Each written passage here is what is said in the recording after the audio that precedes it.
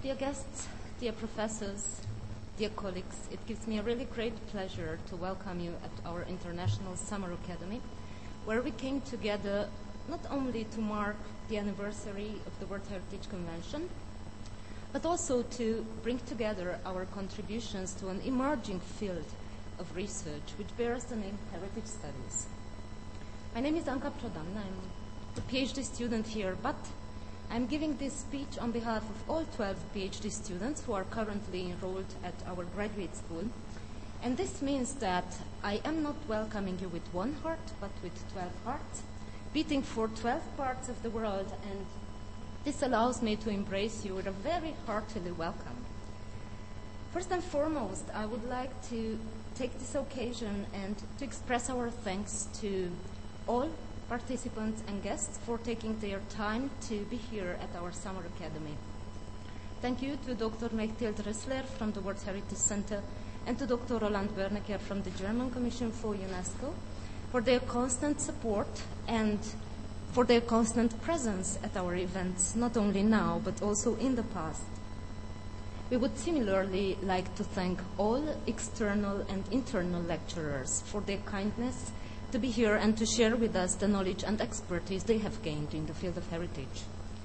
Many thanks go also to all students participants for their interest in the activities of our graduate school, and also for coming from so far away to spend no less than 2 weeks with us.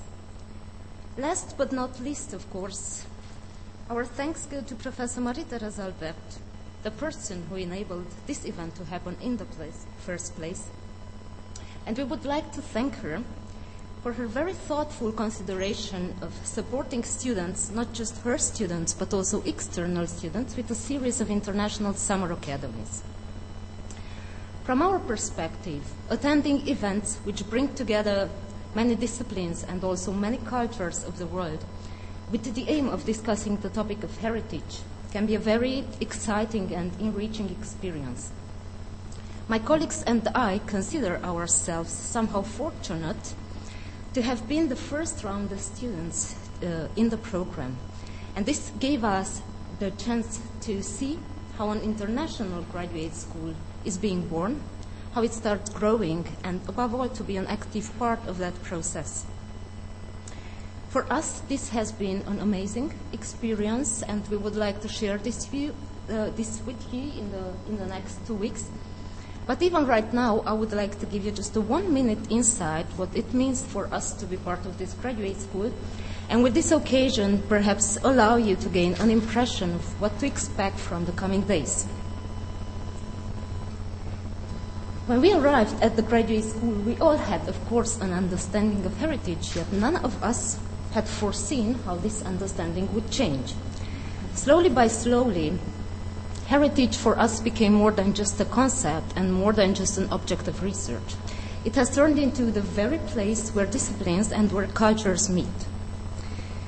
We really have so diverse disciplinary backgrounds, perhaps too diverse to mention here. But one could wonder, how is then communication possible across so many disciplines? The answer is quite simple. We may be different in our disciplinary backgrounds. However, what unites us is our conviction that for understanding heritage and its many facets, and for ensuring its sustainable protection, we have to learn to break out of our disciplinary borders. This is something we have been learning at the graduate school in the last 2 years. And we came to understand that this is not only something that makes us more open and receptive to different ways of seeing, but really nothing before had broadened our understanding of heritage more than seeing it through different disciplinary lenses. This was indeed a source of much enrichment. Yet another source which has similarly contributed to our experience was the diversity of our cultural backgrounds. This enabled us to look at heritage also through different cultural lenses, and this was, as my colleagues would say, one of the most enjoyable parts of our experience. But I wouldn't like to tell too much about this because I can only convey an impression of how it was for us. I would rather bring my insights to an end and invite you to experience this during our summer academy. But before winding up, I would, however, like to remind of the purpose for which we are here today, a purpose which exceeds our personal enrichment, a purpose which motivates our efforts to protect heritage and perhaps motivates also the need for a field of research like heritage studies. I couldn't find a better way to remind of this purpose than by bringing in the creation of the German artist Thomas Wirnig. This work of art for me says, under the forces of man and nature, the world as we know it, the world as we inherited from our forefathers, is undergoing massive change, and it seems to be falling apart. But its pieces are interrelated, so while falling apart, their interdependence is creating a whole new world, a new reality with a new face and with new bonds between people. But this reality, however, cannot be any kind of reality. It can't be any kind of world. The heritage of humanity has to be part of this world. And perhaps for achieving this, one way is to come together and to construct our world and its heritage in light of sustainable development. So thank you very much for joining us in this, and welcome.